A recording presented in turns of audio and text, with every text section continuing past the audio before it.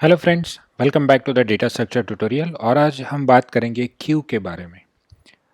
जैसे हमने स्टैक में पढ़ा था, स्टैक एक लीनियर डेटा स्ट्रक्चर है। उसके अंदर डेटा जो भी आएगा वो एक लीनियर फॉर्म में आएगा और उस लीनियर पैटर्न को किसी एक ही एंड से हम ऑपरेट कर सकते हैं। क्यू भी सेम ही टाइप का डेटा स्ट्रक्चर है, जिसके अंदर जो भी डेटा आएगा that will be in the form of linear वे, मतलब डेटा हमेशा एक दूसरे के बाद ही हमें मिलने वाला है। Second point is working principle of Q is a first in first out. So stack के बारे में हमने पढ़ा था, that was the last in first out, मतलब जो सबसे लास्ट में आया था वो सबसे पहले चला जाएगा। लेकिन क्यू के अंदर जो भी एलिमेंट सबसे पहले आएगा वही सबसे पहले बाहर जाएगा। इस पॉइंट को समझने के लिए हम लोगों ने कुछ general examples from daily life यहाँ पे डिस्कस किए हैं। तो पहला एग्जांपल है people standing in a row for bus ticket on a counter और the printing N pages from your computer. So let us take the example of bus ticket counter. So suppose this is a bus ticket counter. Is your counter. और यहाँ से आप लोग का ticket distribution हो रहा है। तो जो भी नया पर्सन आएगा वो यहाँ पे अपने तरीके से स्टैंड हो जाएगा। अब जो भी नेक्स्ट पर्सन आएगा वो ऑटोमेटिकली इसके बाद ही खड़ा हो जाएगा। Then next person and the next person. Now if you observe that, अगर पहले पर्सन ने टिकट ले लिया है तो ऑटोमेटिकली वो पर्सन इस लाइन से बाहर चला जाएगा। फिर नेक्स्ट पर्सन ऑटोमेटिकली उसकी जगह ले लेगा, then the next person and the next person. अगर कोई नया पर्सन उस लाइन में ऐड होना चाहता है, so you have to add that person through only one end. मतलब एक एंड से नया पर्सन ऐड हो जाएगा और जो सबसे पहले आया था वही पर्सन का काम सबसे पहले हो रहा है। तो यही है हमारा working principle of Q, that is first in. जो सबसे पहले आया था उसका काम सबसे पहले हो जाएगा, इसलिए वो आपके लिस्ट में से सबसे पहले बाहर जाएगा, दैट इज फर्स्ट आउट। और यही अगर हम सेकेंड एग्जांपल लेते हैं कि printing N pages from the computer. Suppose you have prepare the 10 pages document, आपने 10 पेजेस का कोई डॉक्यूमेंट बनाया और उसके लिए प्रिंट दे दी, तो आपका हमेशा जो पहला पेज है वही प्रिंट होता है, फिर सेकेंड पेज प्रिंट होता है और फिर थर्ड पेज प्रिंट होता है। इसी तरीके से वो उसी सीक्वेंस में जो पहले आएगा उसका ही पहले काम होगा। It means that first in first out. Then the third point which I have written is that operations on the queue can be performed on both ends. Both ends means you can see that here insertion is done through one end, एक तरीके से ही हम लोग data add कर रहे हैं और दूसरे एंड के थ्रू हमारा डेटा बाहर जा रहा है। So this method is called as operation through both end. So जो भी डेटा स्ट्रक्चर हम इम्प्लीमेंट करेंगे, तो अगर एरे के थ्रू करें तो एक एंड से हमारा डेटा इंसर्ट होगा और दूसरे एंड से हमारा डेटा डिलीट होगा। That is means the operations on both end. Then insertion to the queue is done through rear end, मतलब जिस एंड से हमारा डेटा आपके क्यू के अंदर आ रहा था उस एंड को हम बोलेंगे रियर एंड, यानी कि इस लाइन के पीछे से जो ऐड हो रहा था that end is called as rear end. और लाइन में से जो बाहर जा रहा था, जिसे भी टिकट मिलके वो लाइन से बाहर हो रहा था, उस एंड को हम कहेंगे फ्रंट एंड। जो भी फ्रंट में था वही हमारा पहले डिलीट हो जाएगा। तो इसलिए insertion operation is done through the rear and and the deletion operation is done through front end. यहाँ पे कंफ्यूजन मत क्रिएट करना, जो भी डिलीशन होगा वो फ्रंट, मतलब जो सामने रहेगा वो डिलीट होगा और पीछे से जो आएगा that will be added into the queue. So we have just explained all these 3 points, and to understand the full and empty condition we'll take an example of array. तो मान लो कि हमारे पास एक क्यू है, इट्स array। तो हम लोग एक क्यू लेंगे जिसका हम नाम ही क्यू रख देते हैं, एक this is just an array, और उस array का साइज हमने ले लिया है 5। और हम लोगों को पता है कि array का इंडेक्सिंग 0 से स्टार्ट होता है। सो इस केस में हमारा जो साइज है वो है 5। तो इनिशियली हम क्या करेंगे कि रियर और फ्रंट कहाँ पे है, मतलब किस एंड से इंसर्शन हो रहा है डिलीशन हो रहा है हमें कुछ पता नहीं है, but we know that from where it will start. तो हम लोगों ने एक -1 का इंडेक्स ले लिया और बोला आपको कि आपके पास फ्रंट भी है और रियर भी है और दोनों अभी फिलहाल किस पोजीशन पे, -1 पोजीशन पे, और एक हमारा एरे है। तो अभी नेक्स्ट केस में क्या होगा, यूज़र बोलेगा कि चलो मुझे एक नया डेटा डालना है, तो वो बोलेगा कि मुझे एक नया डेटा इंसर्ट करना है और उसने एक वैल्यू दे दी ए। तो आपको इस क्यू के अंदर आपको डेटा डालना है। और अभी हमने देखा कि insertion is done through only rear end, मतलब आपका जब पहला एलिमेंट इस लोकेशन पे ऐड हो जाएगा A, then this end will be represented as rear end. और हमारा ये पहला ही एलिमेंट है इसलिए मुझे इसे फ्रंट भी बोलना पड़ेगा। This will B only one case. ये रियर भी है और ये फ्रंट भी है, लेकिन ये सिर्फ पहले वाले केस के लिए। Now let us assume that अगर यूजर बोलता है कि मैंने एक नया एलिमेंट इंसर्ट करना है बी, अगर मैं इंसर्ट बी कर दूं तो मेरा ऑब्वियसली ये इंसर्शन जो होगा वो ए के बाद होगा, मतलब इंसर्शन हमारा रियर एंड से होगा। तो जो एलिमेंट हम बी ऐड करने वाले हैं that will be added on the end called rear. और जो सबसे पहला एलिमेंट अभी आया हुआ है उस एलिमेंट का पोजीशन क्या होगा, फ्रंट। तो अभी हमने देखा कि जो भी एलिमेंट पहले होता है दैट विल बी फ्रंट और जो बाद में आता है that will B at the rear and. तो इसलिए बी का जो पोजीशन होगा that will be represented by rear and. ठीक है, फिर यूजर ने और एक बार बोला कि एक डेटा और इंसर्ट करो जिसका नाम है सी।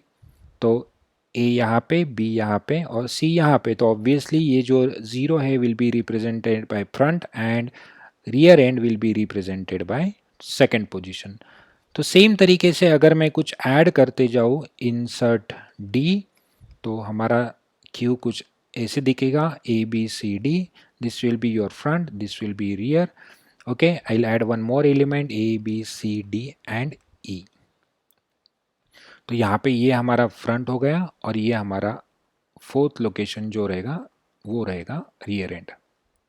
Okay, and now suppose user wants to add one more element. अगर यूजर ने यहाँ पे इंसर्ट डी के बाद आपने इंसर्ट ई भी कर दिया और अभी यूजर को एक एलिमेंट ऐड करना है दैट इज इंसर्ट एफ। तो अगर यूज़र f ऐड करना चाहेगा आपके लिस्ट के अंदर, so you do not have a space, क्योंकि आपके एरे का साइज़ कितना है 5 और ऑलरेडी आपने 5 एलिमेंट उसके अंदर ऐड कर दिए हैं और आप नया एलिमेंट नहीं डाल सकते। तो हमें यूज़र को मैसेज देना पड़ेगा कि हमारे पास जगह नहीं है, means your Q is full. और ये हमें कैसे समझ में आएगा, अगर मेरे रियर एंड का जो पोजीशन है वो हमारे साइज -1 के पोजीशन से मैच होता है, it means that we do not have a space. So the condition is when your rear position is equals to size -1, then it means that we do not have a space, so you will print one message that is full। so यही हमने next point में लिखा था, अगर हमारा rear का position size -1, आपका जो भी एरे का साइज होगा दैट इज 5 -1 4, और आपका रियर का भी पोजीशन अगर 4 है, इसका मतलब आप कोई एलिमेंट नया ऐड नहीं कर सकते हैं।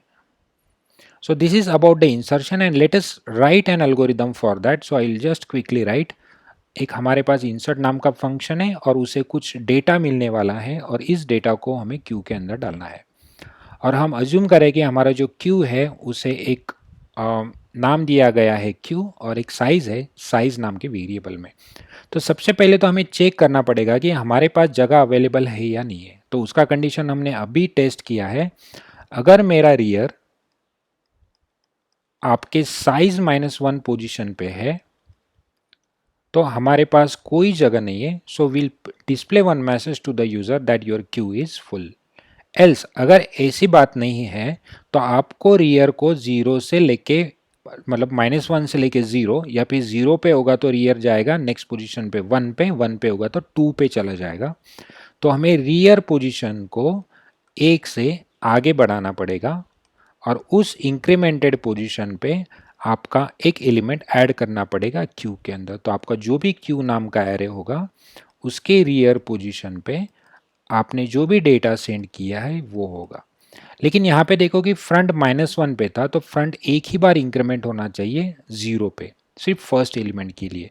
तो हम लोग यहाँ पे चेक करेंगे कि अगर मेरा फ्रंट -1 पे है तो हम एक ही बार फ्रंट को आगे लेके जाएंगे, front is equals to front +1। ये केस बार बार एग्जीक्यूट नहीं होगी क्योंकि जब ये -1 पे रहेगा तभी ये केस होगी, अदरवाइज नहीं होगी। तो एल्स यहाँ पे क्लोज होगा और आपका फंक्शन यहाँ पे क्लोज होगा। So this is a simple algorithm for the implementation of Q, insertion of data inside the queue.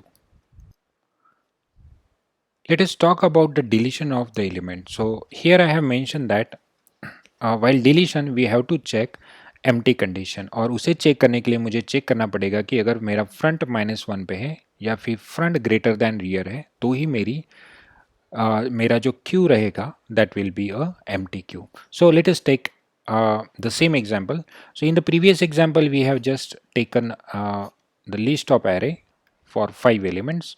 So A, B, C, D और E हमने कुछ एलिमेंट्स डाले थे और हर एक का लोकेशन था 0, 1, 2, 3 एंड 4. हमारा फ्रंट इस लोकेशन पे था और रियर था 4th लोकेशन पे. And we have just discussed that the deletion will be performed on front end. तो फ्रंट एंड से हमारा एलिमेंट डिलीट होगा. तो सपोज यूज़र ने अगर डिलीट को कॉल किया तो हमारा कौन सा एलिमेंट डिलीट होने वाला है, तो हमारा ए एलिमेंट डिलीट हो जाएगा. अगर ए एलिमेंट डिलीट हुआ तो हमारे पास जो क्यू है, क्यू के अंदर जो बचे हुए एलिमेंट है वो रहेगा बी, सी, डी और ई, और आपका फ्रंट ऑटोमेटिकली नेक्स्ट लोकेशन पे आएगा and this will be your rear end. So 0, sorry, it will becomes 1, 2, 3 and 4 and this will be 0. Now 0 is at the empty location. तो अगर मैं B डिलीट कर लेता हूँ तो ऑटोमेटिकली हमारा F नेक्स्ट लोकेशन पे चला जाएगा. C डिलीट कर देते हैं so it will be on the third location. अगर हम D को भी डिलीट कर देते हैं तो हमारा फ्रंट आएगा लास्ट लोकेशन पे. अगर हम E को डिलीट कर देते तो according to the logic front will be to the next level. तो डिलीट करते करते करते फ्रंट आपका बहुत आगे आ चुका है. तो अभी अगर हम डिलीट को कॉल भी करेंगे तो यहाँ पे हमें पता चलेगा कि हमारे पास कोई एलिमेंट नहीं है डिलीट करने के लिए. लेकिन अगर आप चेक करोगे तो 4 के बाद जो इंक्रीमेंटेड पोजीशन रहेगी वो रहेगी 5. तो इसका मतलब है हमारा फ्रंट जब भी ग्रेटर दैन रियर रहेगा तो हमारे पास कोई एलिमेंट नहीं है डिलीट करने के लिए. वही कंडीशन हमने यहाँ पे मेंशन करी है. अगर हमारा फ्रंट डिलीट करते करते करते बहुत आगे चला गया, रियर से भी आगे, तो हमारे पास कोई एलिमेंट नहीं है डिलीट करने के लिए. या फिर हम पहली कंडीशन चेक करते, यहाँ पे देखिए अगर मेरा फ्रंट और रियर दोनों -1 पे है, मतलब मेरे पास कोई भी एलिमेंट अभी तक आया ही नहीं है and still we want to delete, that is not possible because your front is at -1, मतलब आपके पास कोई एलिमेंट नहीं है डिलीट करने के लिए. तो ये हमारी दो कंडीशंस है. Now let us write an algorithm for this deletion. So let us create one function delete. तो हमने एक delete नाम का फंक्शन बनाया. यहाँ पे मुझे चेक करना पड़ेगा कि डिलीट करने के लिए कुछ है या नहीं है. तो we'll check it and we know the conditions for empty queue. So you will check that if your front is equals to -1 or your front is greater than rear, मतलब डिलीट करते करते फ्रंट इतना आगे निकल गया कि वो rear के पोजीशन से भी आगे निकल गया, तो दैट विल बी एम्प्टी. अगर ऐसी केस नहीं है तो आप लोग डिलीशन करने वाले हो तो डिलीशन किस एंड से होगा, फ्रंट एंड से. तो आपका जो भी क्यू रहेगा उसके जो फ्रंट वाला एलिमेंट होगा उसे हम किसी वेरिएबल में कॉपी कर लेते हैं, मान लो x, और फ्रंट का एलिमेंट कोई भी डिलीट होने के बाद आपका नेक्स्ट पोजीशन फ्रंट बन जाएगा, मतलब फ्रंट को आगे भेजना पड़ेगा. तो उसके लिए आपको लिखना है front is equals to front +1.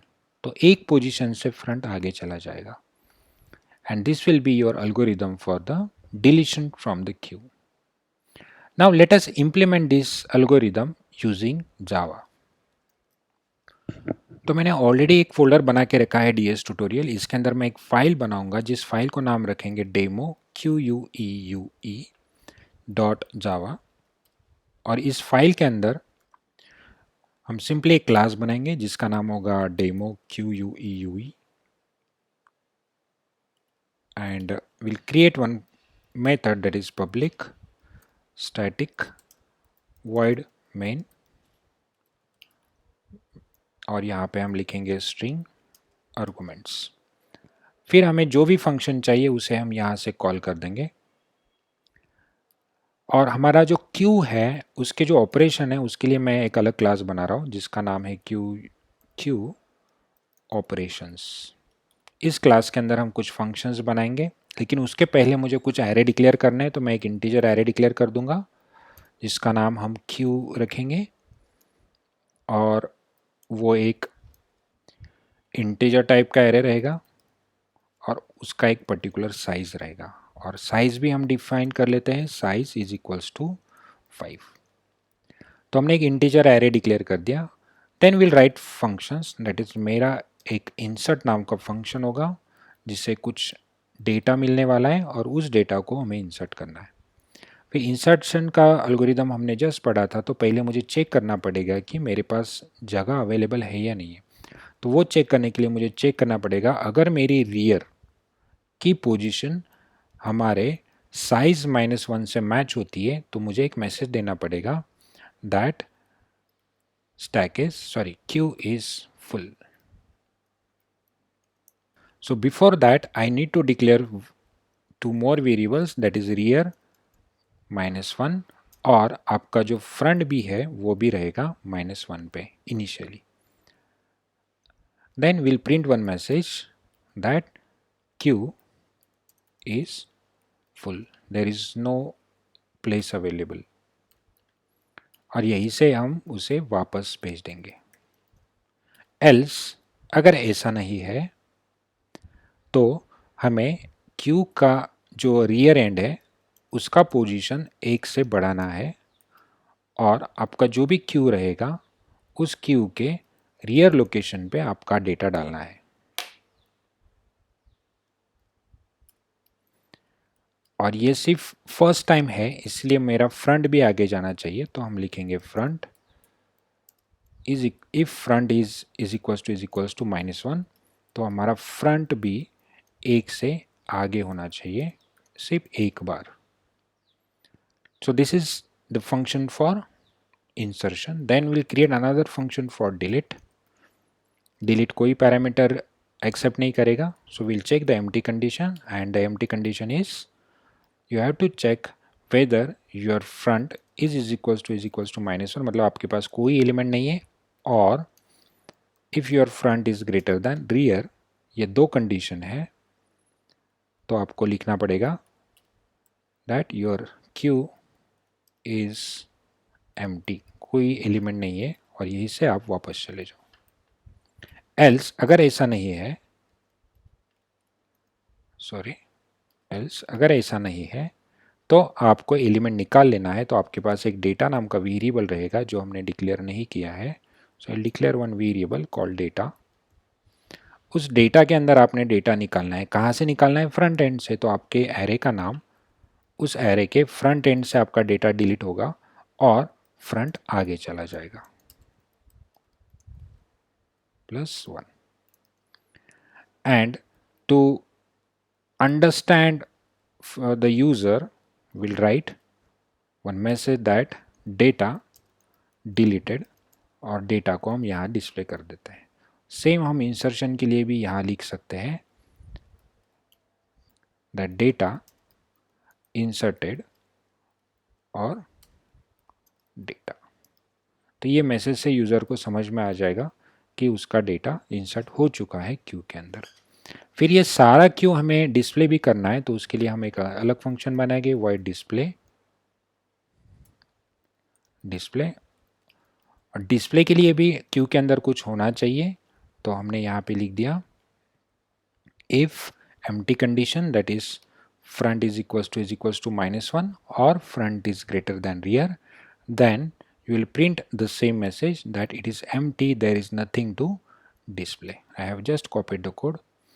And else अगर ऐसा नहीं है तो आपको सारे एलिमेंट्स डिलीट करने, फ्रंट से लेके रियर तक। तो आप फॉर लूप लगा लीजिए, फॉर, और कहाँ से स्टार्ट करना है? Integer i is equals to front से लेके, और कहाँ तक जाना है? i should be less than और इक्वल्स टू रियर और i++।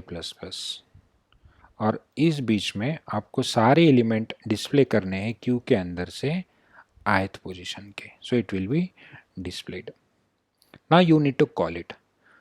So from here you have to call the methods which are there in the demo queue class. तो उसका एक ऑब्जेक्ट बना लेते हैं demo queue, sorry we have given a name to that class is queue operations. तो उसका एक object बनाओ, new queue operations, then write op dot हम इंसर्ट कर लेते। तो चलो मैं पहला एलिमेंट इंसर्ट कर लेता हूँ 23, फिर हम लिखेंगे ओपी डॉट इंसर्ट, फिर मैंने डेटा डाल दिया 56, then op dot again insert, insert 98, then op dot insert, फिर हम लोग डाल देंगे 45, देन ओपी डॉट इंसर्ट मैंने डाल दिया 35, then again op dot insert और मैंने डाल दिया 33। तो हमारी क्यू की जो साइज है that is only for 5 elements. तो 23, 56, 98, 45 and 35, for 33 it should display the stack is full. तो वो मुझे चेक करने के लिए डिस्प्ले फंक्शन को कॉल करना पड़ेगा। तो हम इसे एग्जीक्यूट करते हैं manually through the command. So Java C, the name of file is demoq.java, compile, after compilation you can run java demoq। और आप देख सकते हो कि आपने जो पहला एलिमेंट डाला 23, लास्ट एलिमेंट 35 और 35 के बाद जो एलिमेंट डाला था 33 वो आपके क्यू के अंदर नहीं है। आपको मैसेज मिला क्यू फुल क्योंकि आपका साइज ही 5 एलिमेंट्स का है। तो 35 इज द लास्ट। अगर अभी डिस्प्ले के बाद मैं डिलीट कॉल करूं ओपी डॉट डिलीट, तो according to the definition front वाला एलिमेंट डिलीट होना चाहिए और फ्रंट एलिमेंट वो था जो सबसे पहले आया था, दैट इज 23। तो according to this element 23 has to delete. Let us check by displaying the list after calling the delete function. तो अगर मैं डिलीट कॉल कर देता हूँ तो 23 डिलीट होना चाहिए और उसके बाद जो लिस्ट आएगी that will be suppose 56 to 35। To understand this यहाँ पे मैं एक सिंपली मैसेज लिख देता हूँ डिस्प्ले के अंदर, क्यू इज, नहीं तो आपको कन्फ्यूजन हो जाएगा। So let us compile it again, sorry I need to compile, so I will compile and again I will run it. और आप चेक करो कि आपने जो भी सीक्वेंस में एलिमेंट डाले थे तो 35 was your rear end and 23 is the front. When you deleted the data deleted is 23 and now 56 is the front and 35 is your rear condition. So if you call this in a particular sequence, you will get to know that our logic is working fine. So I hope that all of you have understood the concept of queue. We'll see you in the next video.